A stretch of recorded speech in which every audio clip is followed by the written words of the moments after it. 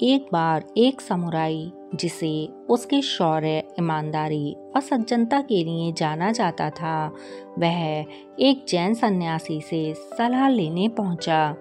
उसने सन्यासी से कहा कि मैं इतना हीन क्यों महसूस करता हूँ।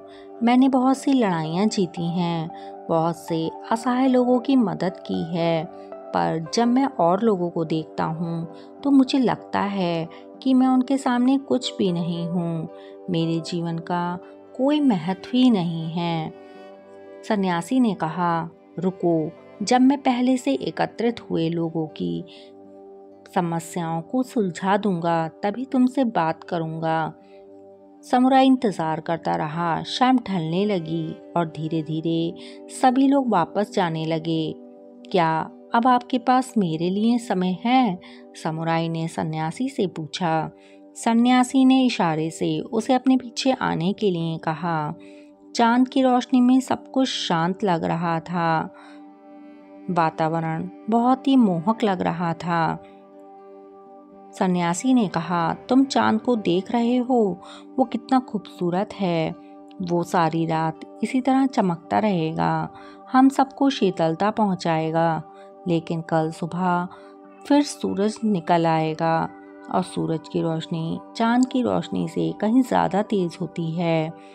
उसी की वजह से हम दिन में खूबसूरत पेड़ों, पहाड़ों और पूरी प्रकृति को साफ साफ देख पाते हैं। मैं तो कहूँगा कि चांद की कोई ज़रूरत ही नहीं है, उसका अस्तित्व ही बेकार है। समुराई ने कहा, ये आप क्या कह रहे हैं? ये बिल्कुल गलत है।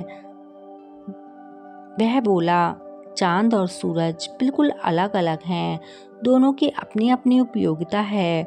आप इस तरह दोनों में तुलना नहीं कर सकते। सन्यासी ने कहा, तो इसका मतलब तुम्हें अपनी समस्या का हल पता है। हर इंसान दूसरे इंसान से अलग होता है। हर किसी में अपनी खूबियाँ होती हैं और वो अपने अपने तरीके से इस दुनिया को लाभ पहुंचाता है। बस यही प्रमुख है, बाकी सब गौड़ है। सन्यासी ने ये कह अपनी बात पूरी की। मित्रों, हम में भी कई खूबियाँ होती हैं। हमें भी खुद को दूसरों से तुलना नहीं करना चाहिए। अगर औरों के अंदर कुछ और अच्छाइयाँ हैं तो हमारे अंदर भी कई गुण हैं, पर शायद हम अपने गुणों को कम और दूसरे के गुणों को अधिक आंकते हैं।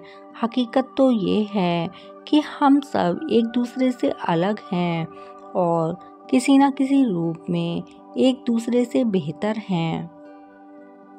मित्रों, अगर कहानी अच्छी लगी हो तो कहानी को लाइक कर देना और चैनल को सब्सक्राइब कर देना और कमेंट बॉक्स में कमेंट करना ना भूलना। धन्यवाद।